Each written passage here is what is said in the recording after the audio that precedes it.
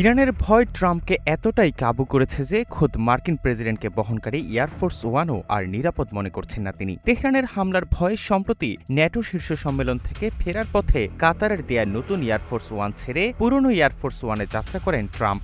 তবে এবার সামনে আসলো ট্রাম্পের আতঙ্কের নতুন আরেক গল্প। জানা যায় পুরনো এয়ারফোর্স ওয়ানেও ছিলেন না মার্কিন প্রেসিডেন্ট, বরং ইরানের ভয়ে চোরের মতো লুকিয়েছিলেন আরেক বিমানে।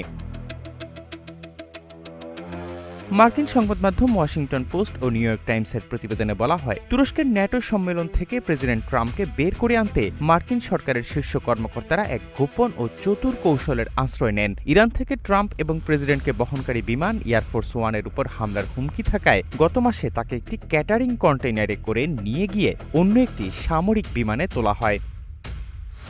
রূপায়ণ lake castle, welcome to the land of piece.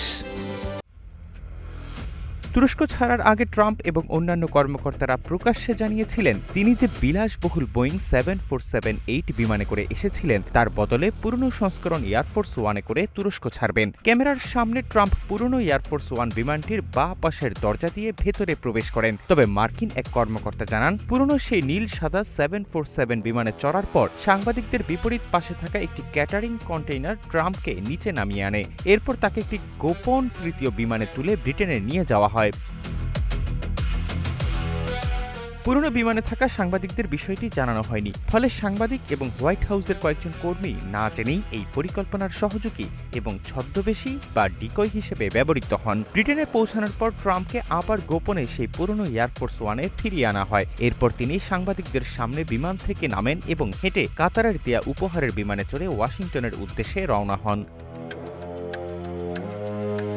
Trump যখন তুরস্কের বিমানবন্দরে পৌঁছান তখন আগের থেকেই রাখা একটি ক্যামেরায় তাকে বিমানে উঠতে দেখা যায়। সাংবাদিকরা বিমানের পেছন দিকের সিঁড়ি দিয়ে ওঠার সময় কেবল তার একটি ঝলক দেখতে পান। পরবর্তীতে সাংবাদিকদের জানানো হয় বিমানে যাওয়ার সময় জানালার পর্দা বন্ধ রাখতে হবে। রাত 10:16 পুরনো এয়ারফোর্স ওয়ান ইংল্যান্ডের মিল্ডেনহল সামরিক ঘাঁটিতে অবতরণ করে। এর 40 মিনিট পর ট্রাম্প নিচে নেমে আসেন, কিন্তু সাংবাদিকরা জানতেন না ট্রাম্প আগেই তৃতীয় বিমানে করে সেখানে পৌঁছে গেছেন এবং পরে তাকে পুরনো বিমানে এনে আবার মূল দরজা দিয়ে নামানো হয়েছে।